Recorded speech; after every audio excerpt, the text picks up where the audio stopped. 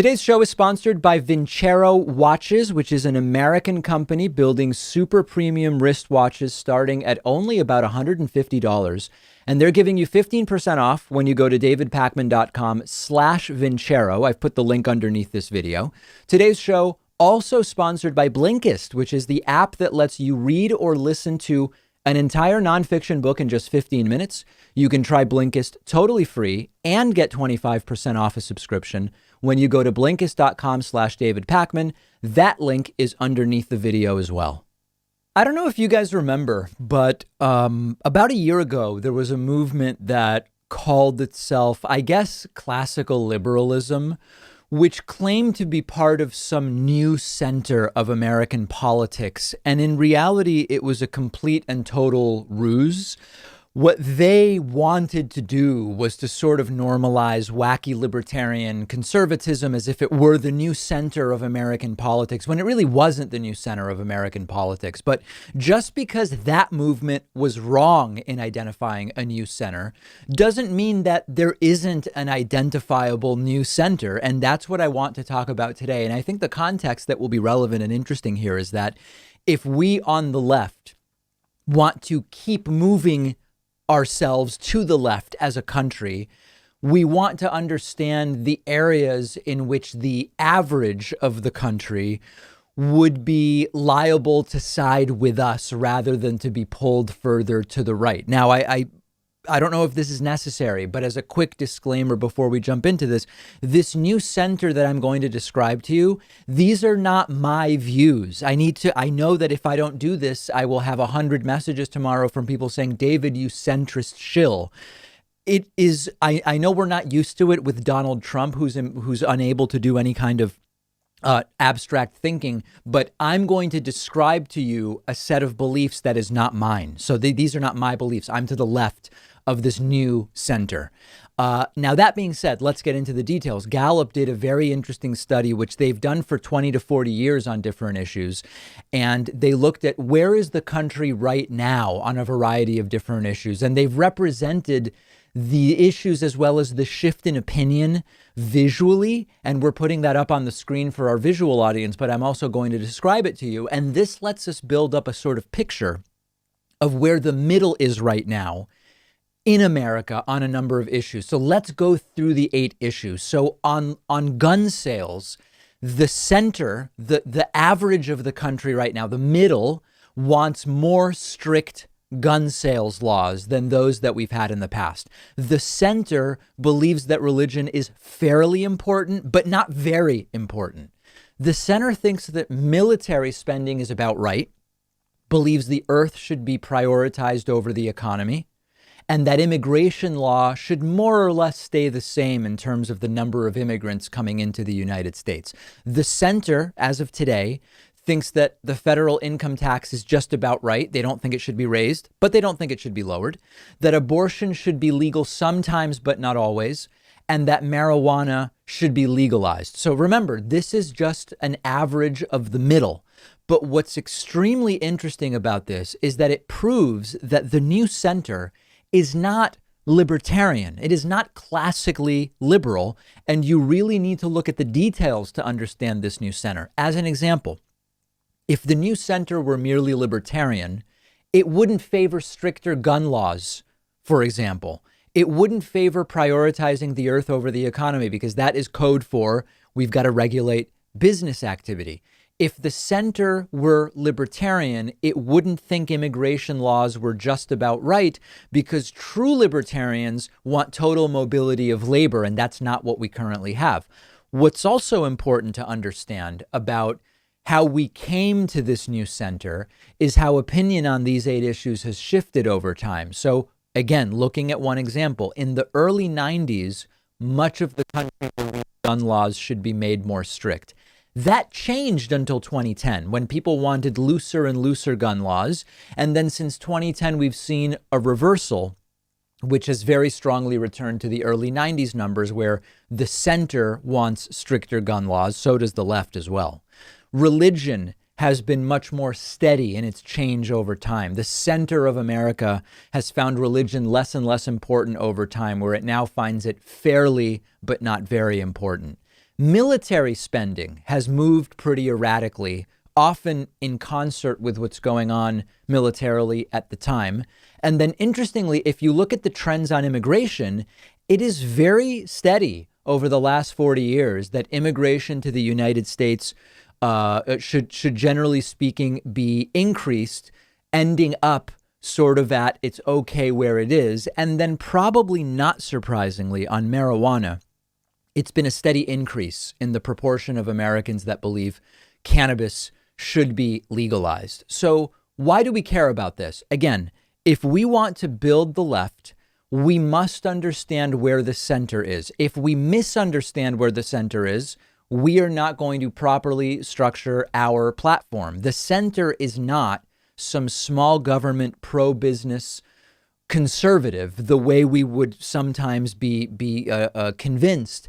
Mitt Romney is not the center. Mitt Romney is far more reasonable than Donald Trump. Mitt Romney is far less offensive and dangerous than Donald Trump, but Mitt Romney is not the center, and that's important to understand. When the left thinks the center is something that it's not, it tries to appeal to the center in the wrong ways.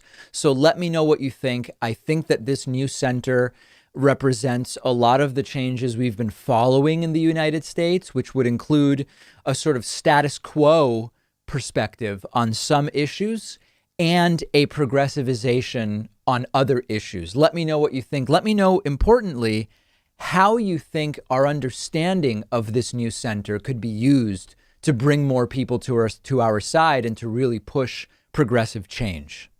I am constantly getting fundraising emails from Donald Trump. Sometimes I'll get 10 in a day. My Gmail has started redirecting them immediately to spam, but I still check that folder and see them in there. And some of these fundraising emails from the Trump campaign have seemed more and more panicked, more and more desperate. But it turns out, based on multiple new reports, that Donald Trump's campaign is having a financial problem. They have had to cut ads that they are running. They have spent almost 75% of all the money they raised this entire election cycle. And in thinking about this, you all know that I hate how our American politics depends on money and depends on fundraising. I think the system is corrupt. I think the system is corrosive. I think it must be changed. It just so happens that this is the system we have right now. And it just so happens that this could be a real problem for Donald Trump in the last couple of months before the election. According to the New York Times, Donald Trump has largely stopped advertising on TV as Joe Biden is spending more and more on television, particularly in key states that could be the deciding states, with the more than $360 million that Joe Biden raised in August, which is a record, and I'll get to that in a moment. The New York Times goes on to say, quote, "The Trump campaign is expected to increase television spending next week, but several Republicans said that Bill Stepien, Trump's campaign manager since July, was taking a cautious approach after the former leadership spent huge sums on television and digital ads earlier this year to no discernible effect. The light television spending and advertising blackouts in some key states have mystified allies, raising questions about how much cash the campaign has in the bank." Now, if you just look at the top line, you might not be that alarmed. For example, you might hear that Trump raised $1.1 billion. And that is true, but that goes back to the start of 2019. And they didn't spend that money on the primary. And that should be an advantage because Joe Biden did have to spend money on the primary. But somehow 73% of the $1.1 billion that has been raised has already been spent. Almost identical to Donald Trump's business and personal lives. They are spending on stupid things. Going back to the New York Times, quote, "The campaign assembled a big and well-paid staff and housed the team at a cavernous, well-appointed office in the Virginia suburbs. Outsized legal bills were treated as campaign costs, and more than $100 million was spent on a television advertising blitz before the party convention, the point when most of the electorate historically begins to pay close attention to the race." So Trump having money problems. On the other side of this, Joe Biden is raising record amounts of money, $365 million raised in August. Choosing Kamala Harris caused a spike in fundraising. And yes, Biden has saved a ton of money, by campaigning remotely for a lot of the pandemic, being able to save up money for the TV blitz that they are now doing. And, Donald Trump Jr. and others like to laugh at Joe Biden's Zoom fundraisers. Those have been major successes. Those Zoom fundraisers, shockingly, have kept costs down and sometimes bring in nearly $750,000 in 90 minutes.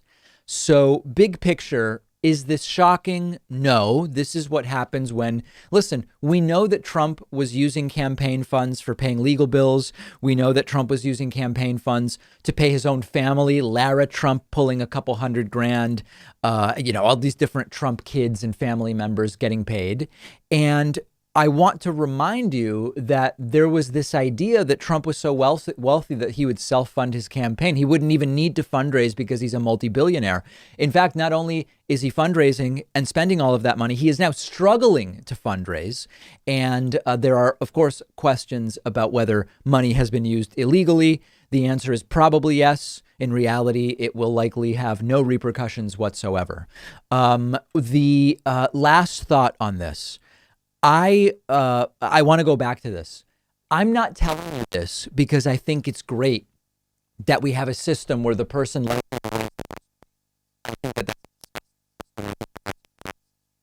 I am telling you this because if we're going to evaluate the campaign attached to reality, we can't ignore that fundraising is a big signal about voter enthusiasm. And the fact that Donald Trump appears to be so short on cash is not particularly good for him. Now, later on in the program, we're going to look at polling today compared to polling on this day 4 years ago. And what I told you 2 to 3 weeks ago about how the polling this year compared to Hillary's polling in August of 2016, that has changed significantly, and we're going to look at that next.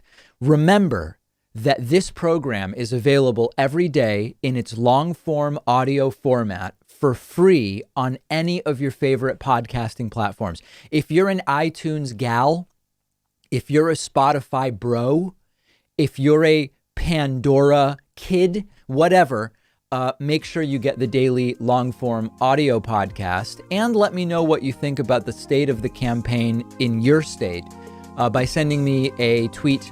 I am at Deep Hackman on Twitter. The David Pakman Show at davidpakman.com.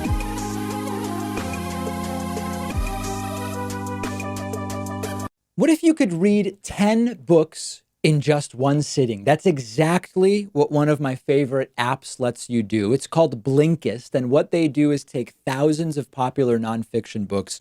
They condense them down into text or audio that you can consume in 15 minutes. Blinkist makes sure that you're getting all of the important core insights from each book. So it's perfect for exploring a book you otherwise wouldn't have time for. If there's a full book you're thinking about buying, you can use Blinkist to get a sample first. Just think how much you can enrich yourself by being able to soak up an entire nonfiction book in just 15 minutes. I recently read A Brief History of Time, of course, by the great Stephen Hawking. This is a book that I have been aware of for so long, and other things got in the way, and it was fantastic to check it out on Blinkist. Blinkist has books on politics, philosophy, science. They have 27 different nonfiction categories, and a subscription is only about $8 a month, and you get the entire library. But you can try it totally free and get 25% off a subscription when you go to Blinkist.com/David Pakman. I've put the link right underneath this video.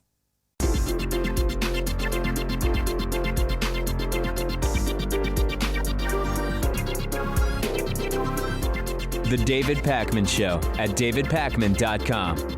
A little bit later, I'm going to be doing a deeper, sort of more detailed dive into yesterday's very, very unusual press briefing that Donald Trump gave. But I want to focus in specifically on something for a moment where Donald Trump actually said something that is completely correct, sort of. But he said it for completely self-centered and greedy reasons. And unfortunately, some on the left have kind of fallen for it. And it's really disturbing to see. So let me kind of set this all up for you. Donald Trump sort of nailed and exposed the military-industrial complex at its core during yesterday's press briefing. I'm going to play the clip for you. The only problem is that he seems to have no awareness of the fact that he has contributed to growing, to feeding that same military industrial complex that he criticized yesterday. And of course, the reason that Donald Trump said this was to try to make himself look better. That's always Donald Trump's priority. So let's go in steps, as we should. Here is Donald Trump explaining why some of the top people at the Pentagon, as he claims, do not like him, in reference to the story about Donald Trump allegedly saying troops who died in combat are losers and suckers. Here is Donald Trump. Biden shipped away our jobs, threw open our borders, and sent our youth to fight in these crazy, endless wars. And it's one of the reasons the military, I'm not saying the military is in love with me, the soldiers are. The top people in the Pentagon probably aren't, because they want to do nothing but fight wars so that all of those wonderful companies that make the bombs and make the planes and make everything else stay happy. But so this actually is a critique that makes a lot of sense. Donald Trump points out that part of how the Pentagon operates and part of how the military operates is impossible to extricate. It's impossible to separate from defense and military contractors. I don't remember a Republican president, and even many Democratic presidents, so clearly calling this out. Good for Trump. He said something that is mostly correct. Now, there's a couple of problems with this. The main problem, of course, is that everything Donald Trump has done has actually fed the military industrial complex. You might think, well, hey, Trump's right. He didn't get us into any wars as he defines them. He's not the war president, but he's certainly done some bombing. But put the bombing aside for a second. Donald Trump has bragged his entire presidency about all of the arms deals and purchases that he has made. He's bragged about how much he sold to Saudi Arabia and the deal he brokered for American military contractors to Saudi Arabia. The entire term that he has come up with of refilling the cupboards, he claims the cupboards were left empty by Barack Obama. He's talking about military equipment. He regularly brags about having rebuilt the military bigger and better and more powerful than ever before. That is Trump feeding the military industrial complex that he sounded like he was criticizing there.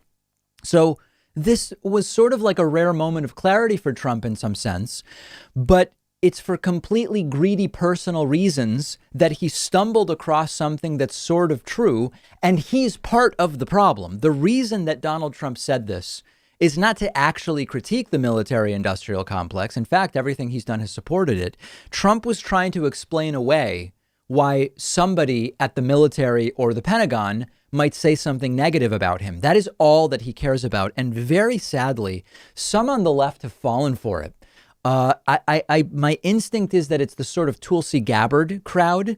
They have fallen for this, and they are now saying Trump is well to the left of anybody, left of Obama, left of Biden. No, Trump isn't actually calling out the military industrial complex. Trump has bragged for 4 years about feeding and fueling the military industrial complex. And then my last thought on this, the military industrial complex isn't even really generals who want to start wars, and they're mad at Trump because he won't let them start a war. That's not really the way it happens. The way that the military industrial complex stuff happens, the revolving door of money, is lobbyists pushing Congress for pork, and Congress doing it because they want donations and all of these other projects for their districts. That's really the military industrial complex. So yes, Trump is right to some degree, but the idea that that's how it works, ignoring the whole lobbying industrial complex, really misses a big piece of it. So, okay, let's praise Trump to the degree that he deserves praise, but let's understand that he is a huge part of the problem and is only saying this because he's trying to explain away the Atlantic story, which has, of course, since been corroborated by the Associated Press and by Fox News and by CNN. We actually I don't believe that this is being overly cynical. I believe it's being realistically skeptical. Tell me if you think I'm wrong. Let's now look at some other outrageous moments from yesterday's press briefing. So Donald Trump's press briefings in general have become completely beyond parody. They often start 15, 30, 45, 60, 70 minutes late, never with an explanation, completely disrespectful to members of the press and to the audience, quite frankly. And that's sort of part and parcel of how we've observed Donald Trump behave his entire presidency. Yesterday, Donald Trump held one of these press briefings outside the White House, I guess because it was a nice day, and he made no sense. And he said outrageously crazy things that should serve to remind us every single day, every single one of us, that he has to go. He must go. It's time. Let's look at some of the completely humiliating and depraved moments. Donald Trump, first of all, furious that people were wearing masks. Donald Trump demanded that Jeff Mason take off his mask before he would accept a question from Jeff. Thank you, Mr. President. The issue of what happened when you were in France continues to be a story. You're going to have to take that off, please. You can take it off. How many feet are you away? I'll speak a lot louder. Well, if you don't take it off, you're very muffled. So if you would take it off, it would be a lot easier. I'll just speak a lot louder. Is that better? It's better, yeah. It's better. Mr. President. Trump does not like those masks. Remember, no one at his huge rally last week in Latrobe, Pennsylvania was wearing a mask. Trump doing another rally tonight. Will there be masks? Reportedly not. Later, one reporter did actually pull his mask down or off before asking a question. Trump praised him for not wearing a mask. You sound so clear as opposed to everybody else where they refuse. Your tweets about the 1619 project. Yeah. What a great leader, right? Really leading by example during a pandemic, criticizing those wearing masks and praising those not wearing masks. And so after we got past the mask triggering, Donald Trump again talking about all of the crimes that Barack Obama and Joe Biden supposedly committed against him. USA Today. My question is about the Durham report, which you have talked about recently. You said, let's see what happens. Now, you've accused people of committing crimes against you during the Russian investigation. Yeah, sure. They spied on my campaign. That's right. They spied on my campaign. And if they were Democrats, they would have been in jail 2 years ago. They would have been in jail. Literally, if this side were the Democrat side, they would have been in jail 2 years ago for 50-year terms for treason and other things. My question is, do you want the Justice Department to indict people over this? I'm not going to say that. I have to see the report. I haven't seen it. I don't know if that was a good thing, smart thing. I don't know. But nobody can complain about it. I have every right to have been very much involved. And maybe someday I'll get involved in it. They spied on my campaign, and that includes Biden and Obama. Now, remember that we are still waiting on exactly which laws Barack Obama broke, which crimes did Joe Biden commit. But in the meantime, Trump believes that 50 years in prison for each of them, Obama and Biden, would be right. This is crazy. This is even crazier than Trump saying to Hillary during the debates in 2016, you'd be locked up if I were president. A ton of questions during yesterday's press briefing related to, of course, this blockbuster story about Donald Trump allegedly referring to troops who died in combat as losers and suckers. Trump denied reports that it was his choice not to visit a military cemetery in France. Is that we had the worst weather. I think it was as bad a rain as I've just about ever seen. And it was a fog. You literally couldn't see. I walked out. I didn't need somebody to tell me. I walked out. I said, there's no way we can take helicopters in this. I understand helicopters very well. And they said, no, sir, that's been canceled. They would have had to go, Secret Service, I have the whole list. They would have had to go through a very, very busy section during the day of Paris. They would have had to go through the city. Yeah.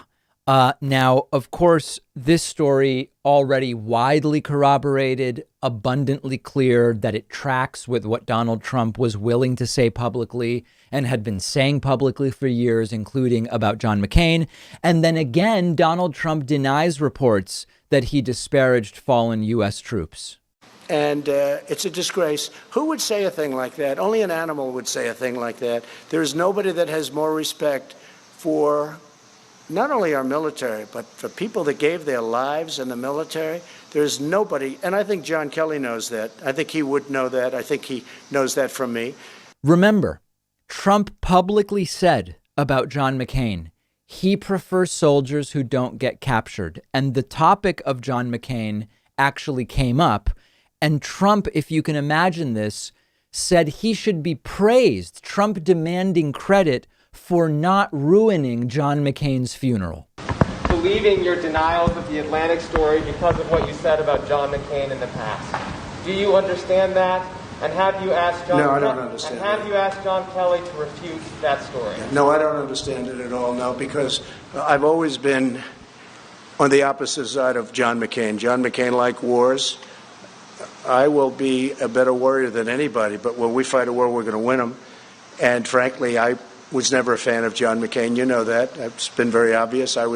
But I had to approve his entire funeral. I wanted him to get. He deserved a first class. It all was approved by me. We sent Air Force One to pick up the casket, a lot of things. But no, I was not a fan of John McCain. See, guys, none of it can be true because Trump didn't ruin John McCain's funeral. And he could have. Trump could have ruined John McCain's funeral and he didn't do it. Trump then going on to say that his most sophisticated friends, by the way, who are Trump's sophisticated friends? Trump's sophisticated friends said to him, he must be the most innocent person ever to be president. Be the most innocent, honorable man ever to hold the office of president. Think of it. They spent just Mueller alone. He spent, I guess the real number turned out to be $48 million, but whatever it was, many, many millions of dollars. They had 18 angry Democrats looking. They had FBI agents all over the place. They had and they have no collusion. Friends of mine have said, sophisticated friends have said, you've got to be the most innocent guy ever to hold this office. And there's a lot of truth to that. Yeah, please. Thank you, Mr. President. Donald Trump genuinely seems to believe that he is completely innocent. I have gone back and forth about this over time. I actually believe Trump is so delusional that he really does think he's done nothing wrong ever and that there is some kind of witch hunt against him. I used to think maybe Trump was just saying it. I now believe Trump actually believes it, confirming his total disconnect from reality.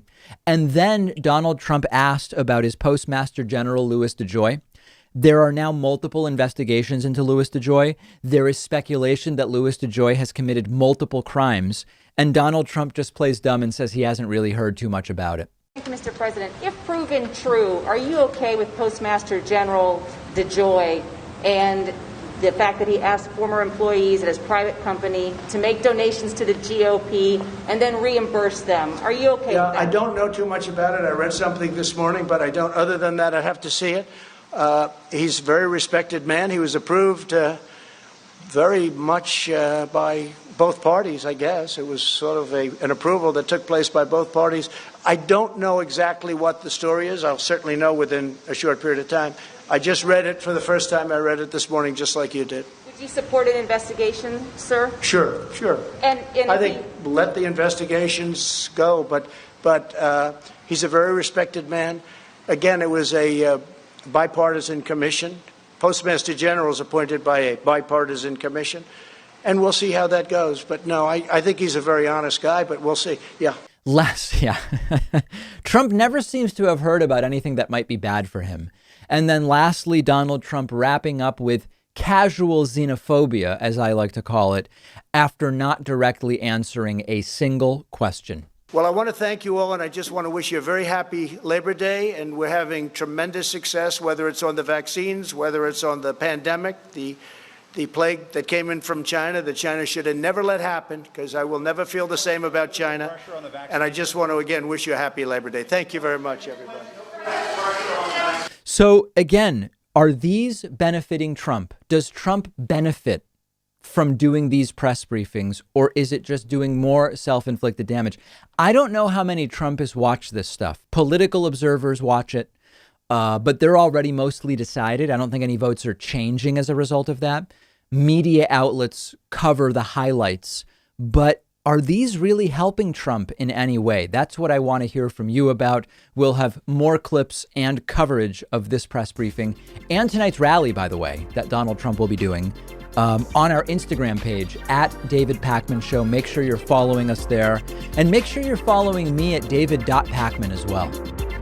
The David Pakman Show at davidpakman.com.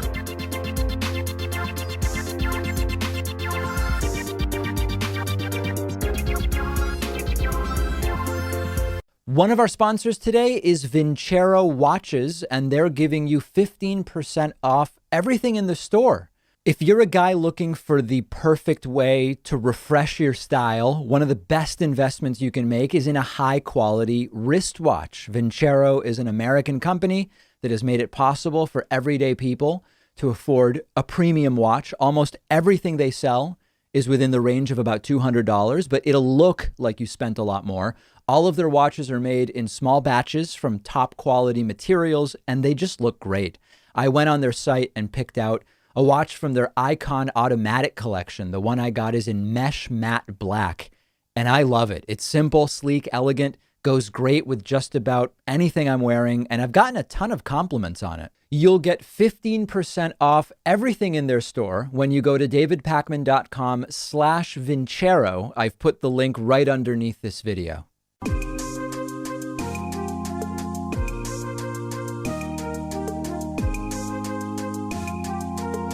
Welcome back to the David Pakman Show. Today we're going to continue our conversation about monopoly and corporate power with David Dayen, who's the executive editor at the American Prospect and also author of the new book, Monopolized: Life in the Age of Corporate Power. It's great to have you on, David. Yeah, great to be here. Thanks. So we recently spoke to Tom Hartman a little bit, who's also written about monopoly, and he looked very, very closely at some of the history of monopoly power in the United States. Maybe we could start with you with sort of where we are today. What are the industries and areas where monopoly power seems to be sort of the prevailing force, industries or other areas of American life? I think it would be easier to tell you what industries aren't. Okay. Because it's a very pervasive situation. Basically, look across the landscape of America and all of these sectors of the economy, and you find more concentration and more consolidation. And that stands to reason because 40 years ago, we kind of stopped enforcing antitrust law and anti-monopoly law. And this is the result. So you have, 4 banks that control about 60% of all deposits, 4 airlines that control 80% of domestic routes. You have concentration in hospital networks where locally in metropolitan areas, about 90% of those are highly concentrated. You have obviously pharmaceutical monopolies. The monopoly is granted by the government. You have Facebook and Google and Amazon all predominant in their various parts of the internet search and social media and e-commerce. So it's hard really to find an area that isn't tightly concentrated at this stage. Is there a fixed sort of number that you look at in terms of X number of firms control Y% of the market, or does it really depend on the industry we're talking about? I mean, technically speaking, there's this thing called the Herfindahl-Hirschman Index, which you don't have to know about anymore. But it basically means it sets a number above which a certain level, a market is highly concentrated. How you define a market sometimes comes into play with these, and at the level of enforcement, sometimes that line is drawn very tightly to say, well, if you're talking about local search in this local area, then maybe that's not tightly concentrated. But if you look sort of with your eyes in reality, then yes, obviously a market is concentrated. There used to be much more precise standards around this, that there were market share thresholds where if the Justice Department saw that a company owned more or controlled more than 30% of a market or 35 or some number, that they would step in and move to break up that industry or deny a merger for those reasons. We don't have that as much today. This Herfindahl-Hirschman is very technical. As I say, you can draw the line in various different ways. And so I prefer to look at this sort of on an experiential basis. If you go out in the world and, you go into your supermarket aisle and you see the same, it looks like a lot of different choices, but a lot of them are made by the same companies. If you, try to rent a car or go on a flight or do the things that you do throughout your day, you find that there's more and more concentration within those sectors and those service providers. I think a lot of people, if asked, what's the concern about monopoly power, overwhelmingly people would say, well, if few firms control a market, they can drive up the price that I pay for a good or a service. It goes well beyond that, doesn't it? Yes, it does. It doesn't go beyond that in terms of how the Justice Department and the Federal Trade Commission look at things, that they have now this sort of consumer welfare standard, and that has really been devolved into price, where if prices are expected to go down, they approve the merger. But there's so much more that goes into it. You're talking about quality. There's no incentive to make a service better if there's only one option that a person has. When you're talking about disruption of supply chains and disruption of service that magnifies when there are only a few providers. You look at airlines that glitch often their computer systems, and they shut down thousands of flights in a cascading fashion that wouldn't be as much of a problem if there were many service providers, many airline carriers that were doing flights all around the nation. You look at inequality and particularly regional inequality. If the large firms on the coast are sort of extracting all the wealth from areas that are said to be left behind, then that creates a regional imbalance, which has implications not just for the economy, but for our politics. If you think about innovation, if you have large firms that don't want competitors, they essentially sit on innovation and find innovators and either copy their efforts or squash their efforts or just buy them out and then put them away. In the book, I talk about a number of these possibilities and circumstances where price is not the main driver of what the harm is from monopoly. And so I think there's a tremendous amount of implications to a more concentrated system. I want to try to draw a little bit of a distinction maybe between some industries and others and kind of see where you come out on this. In thinking about airlines, for example, airlines are a little different than some other industries in that the capital required, because you're talking about outrageously expensive airplanes, the capital required is much higher than in certain other industries, like, for example, to open a local bookstore, which might eventually be driven out of business by Amazon. Can you talk a little bit about what type of changes or solutions you would like to see within the airline industry? Because it seems very tough to do anything other than break up airlines once they get too big, because the barriers to entry to begin with are just so high.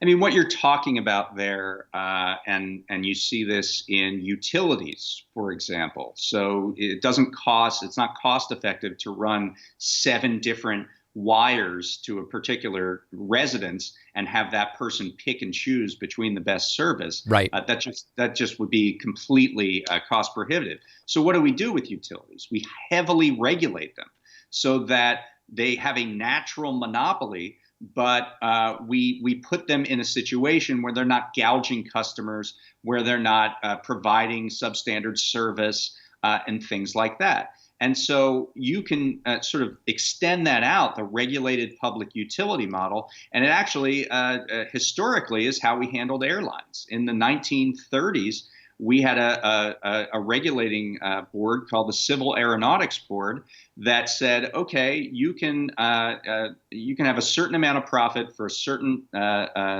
level of capacity on your airline, but you also have to serve the entire country. You have to make sure that if you live in Topeka, Kansas, or if you live in Portland, Maine, you have access to airlines and flights and travel that allows us to connect the entire country together. What we did in the 1970s, we deregulated the airlines. This led at first to an explosion of competition, actually, but then it was not a virtuous competition. Everyone was lowering and lowering prices, and then made it completely cost ineffective. And then you had this giant amount of mergers. And now what we have with the hub and spoke model is that certain cities have been just completely left behind.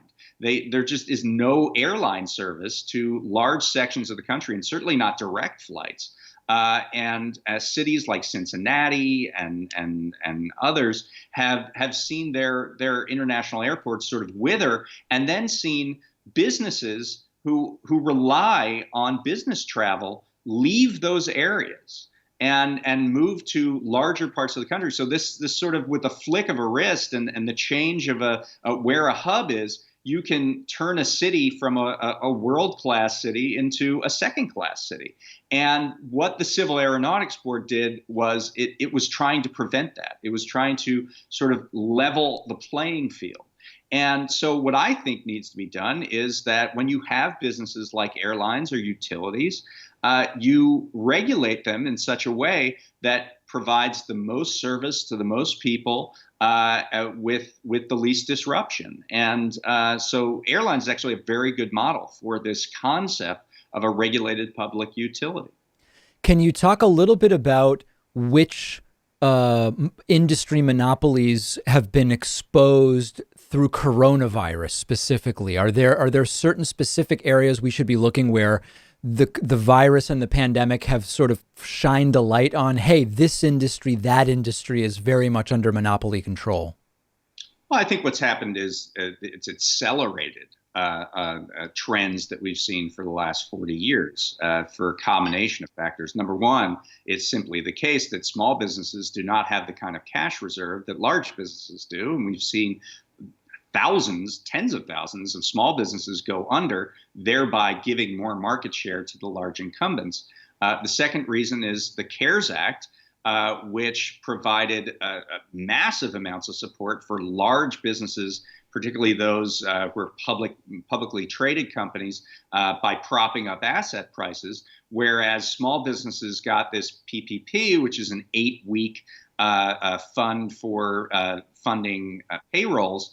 Obviously, we're in the 6th month of this pandemic, so 8 weeks was definitely not enough. And this imbalance has led to more and more market share going towards the top. And then the third thing is the changes in sort of our patterns of life, working from home, doing deliveries. That has benefited the large incumbents like Amazon, like certainly the technological things like Skype, what we're using now, which is a division of Microsoft, or Google tools, or things that people are using to make the work from home process work. So, I think what I would say is it's accelerated this trend. And now we're at a position where 5 major tech stocks are roughly 1/4 of the value of the entire S&P 500, which has never been seen before in history. So we're getting into this position with fewer and fewer companies controlling more and more of the economy, and it's very dangerous for all the reasons that we've outlined. In the sort of limited time we have left, what do you think is responsible for getting the U.S. away from breaking up monopolies and actually, it's not even about creating law, really just enforcing the laws that are there and were enforced more strictly for a time? Is it as simple as regulatory capture and the connections between the political system and these corporations, or is it more complex than that? You can really boil it down to one man, and that man is named Robert Bork. He was the former Reagan nominee for the Supreme Court. He was a failed nominee for the Supreme Court, but he had much more impact outside of the federal bench. He wrote the book, The Antitrust Paradox, in 1978, which sort of brought us this consumer welfare prism through which to view mergers. His idea was, as long as a merger makes the merged company more efficient, then we should allow the merger. And his corollary was that any merger makes a company more efficient. So it was perfectly tautological reasoning that essentially made it impossible to stop a merger.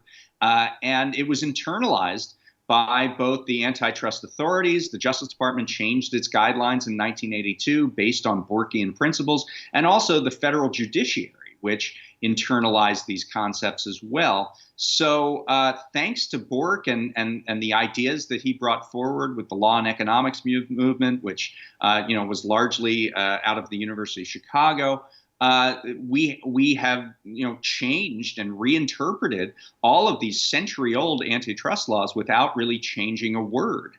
What is changing now is we're starting to get an awareness of that, and there's sort of a nascent movement of thinkers and journalists and academics who are pushing back finally on this sort of Borkian concept of antitrust. And we're starting to see this bubble up into the political system. In July, we had the House Antitrust Subcommittee have the CEOs of all the major tech companies in for a hearing, which was very aggressive as to their anti-competitive harms that they were placing on businesses and partners that work with them, as well as the public. So I think the way that we're going to counteract this is through a political movement. That's really the only way that the antitrust laws got put in place in the first place. And it's the only way that we're going to get a reinterpretation of them, if you will, to restore the concepts that were brought forward initially with these laws, which was to protect and preserve competition. Well said. We've been speaking with David Dayen, who's the executive director at the American Prospect. The book is Monopolized: Life in the Age of Corporate Power. David, really appreciate your time. Well, thanks. Thanks for having me, and thanks for your interest. The David Pakman Show at davidpakman.com.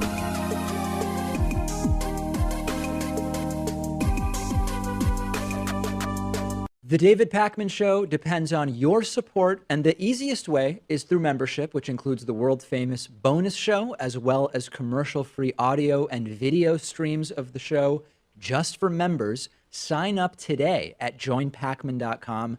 Coupon code saves you 40%. Vote soon 18. The David Pakman Show at davidpakman.com.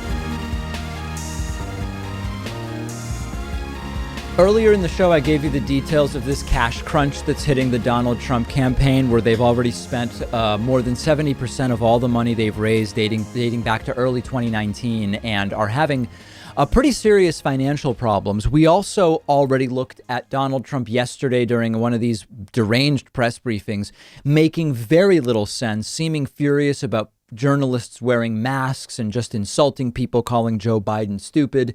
Trump also absolutely lost it on Twitter yesterday, tweeting and retweeting 70 times in one day. Now, as I've said before, most normal people with regular 40-hour-a-week jobs are too busy to tweet 70 times a day. I make it a point to try to connect with people on Twitter and to at least do a little bit of tweeting. And, I'm not that busy. I'm certainly not the president of the United States. And I'm rarely tweeting more than 3 or 4 times a day. And Donald Trump with 70 tweets and retweets yesterday. Take a look at some of the outrageous things that he tweeted, because the themes are important here. And there's actually a great website, TrumpTwitterArchive.com. It lets you look at tweets much more at a glance and look at trends and themes that we see. Now, earlier in the morning, Donald Trump retweeted a whole bunch of stuff about black violence and police being good, retweeting a bunch of things from the Always Action account. For example, black man exposes Black Lives Matter. Police officer saves baby's life. The reason why President Donald Trump was elected and the reason why he will be elected again, with a link to an outrageous propaganda video. So there were a bunch of those types of tweets earlier on in the day. Then Trump started insulting people. For example, quote, Biden underperforming. What else is new? The story of his life. Attacking John Bolton, his former national security advisor, saying, just heard that wacko John Bolton was talking of the fact that I discussed love letters from Kim Jong-un as though I viewed them as just that. Obviously was just being sarcastic. Bolton was such a jerk. Then around midday, remember, this is just, it's all day. Around midday, Trump retweeting about 10 tweets from an account called TV News HQ, all propaganda videos, Fox News videos being retweeted, tweets about the Dow, which, by the way, has not been doing so well. Stock market has not been doing well recently. Conspiracy theories and all sorts of agit trash, as I like to call it. And then, of course, Donald Trump getting into the phase of the day where he just lies about coronavirus, tweeting, quote, starting to get very high marks in our handling of the coronavirus China virus, especially when compared to other countries and areas of the world.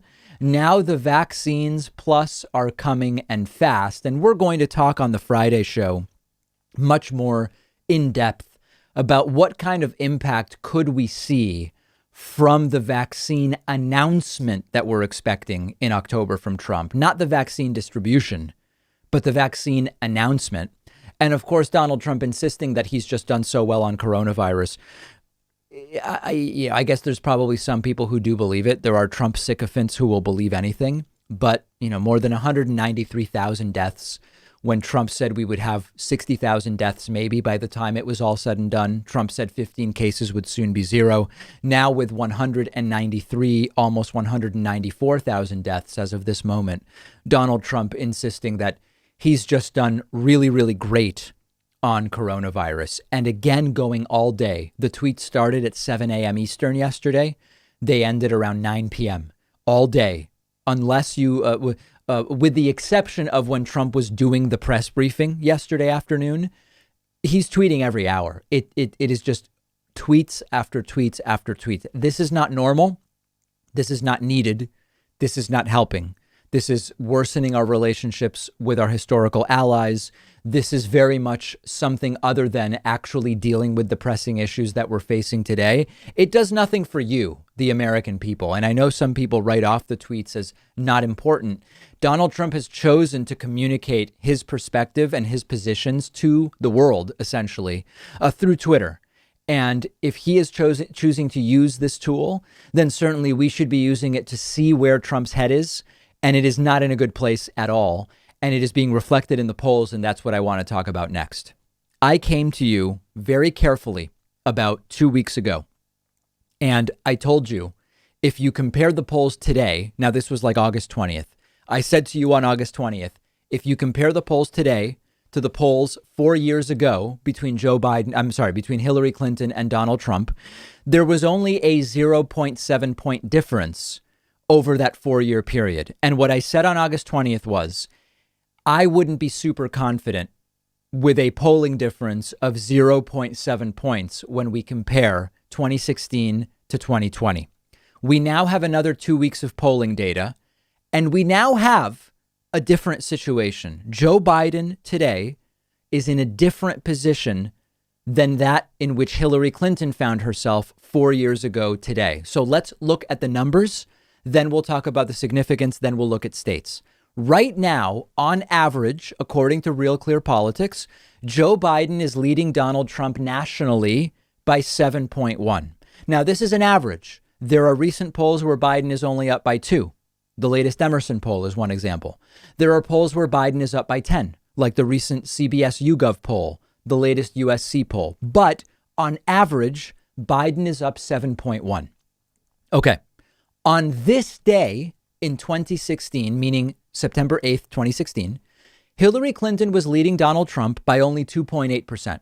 This is now a different situation. If you go back 4 years, Hillary Clinton's lead was significantly smaller than that of Joe Biden today. Now, what does this mean?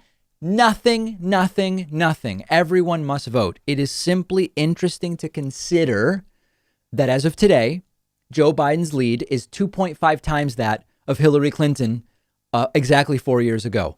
What are the odds that if Trump loses by 7, he wins the Electoral College? They are low, but unless we vote, it means nothing.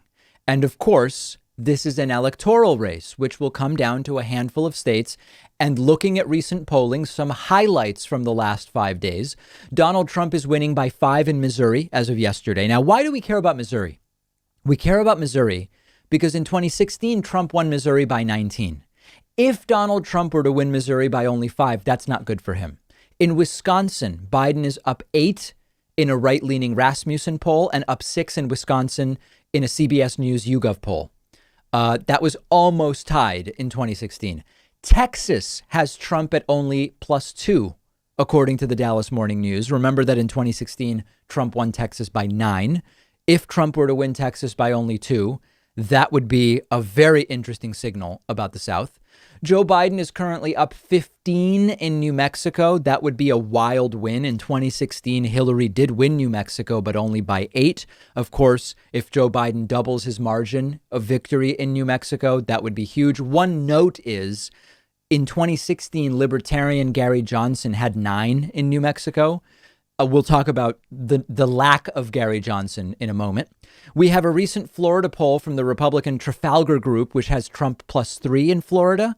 Florida could be a fight, but we've also got a Quinnipiac poll from Florida that has Biden +3. Remember, Florida is likely much more important in the path to 270 electoral votes for Donald Trump than it is for Joe Biden. Now, let me go back to what I just mentioned. Not only do we not have Gary Johnson this year, we also don't have Jill Stein.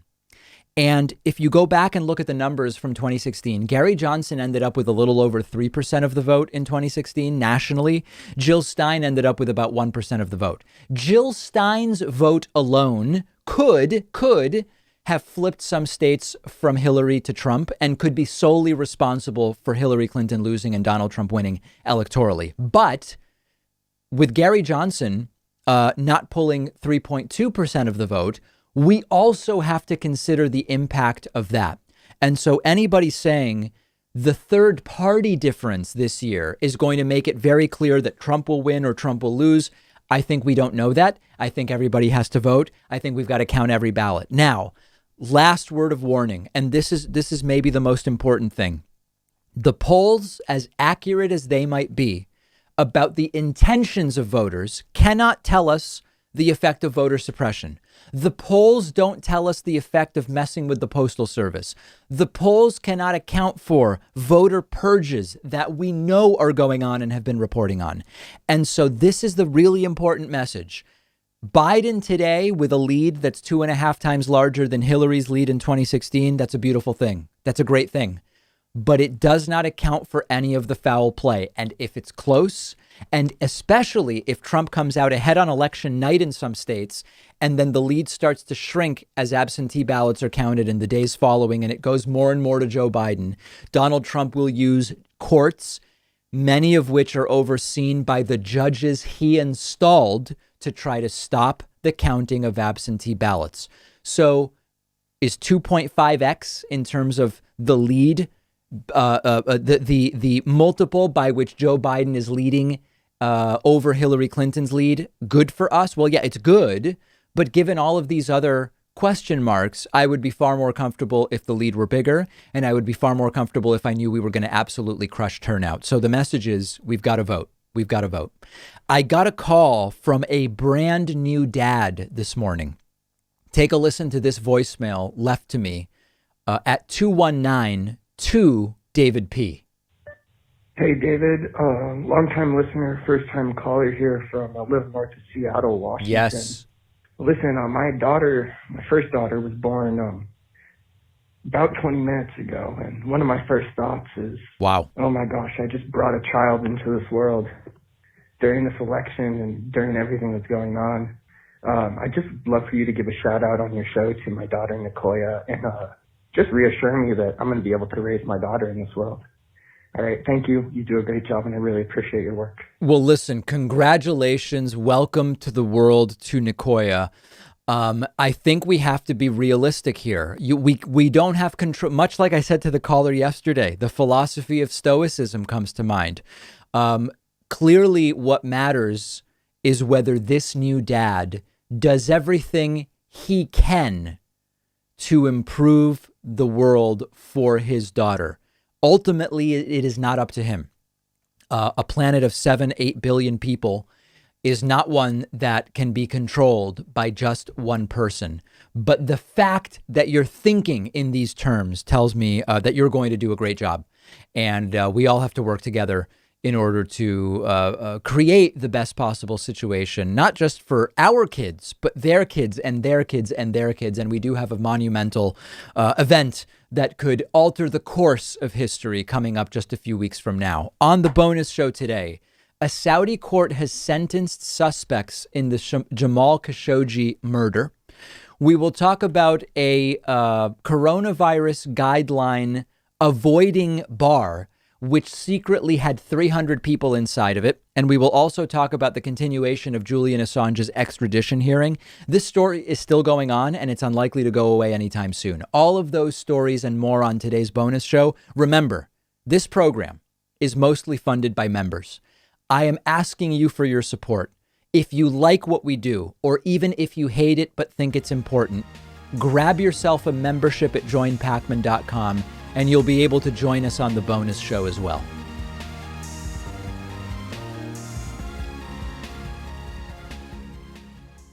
Thanks so much for watching today's episode. Just a reminder, today's program was made possible by Vincero Watches, the American watchmaker building super quality wristwatches, but making them affordable for everyday people. And they're giving you 15% off when you go to davidpacman.com/Vincero. Today's show also sponsored by Blinkist. Blinkist is the app that lets you read or listen to an entire nonfiction book in 15 minutes. And you can try Blinkist for free and get 25% off a subscription when you go to Blinkist.com/David Pacman. I've put that link down below underneath the video.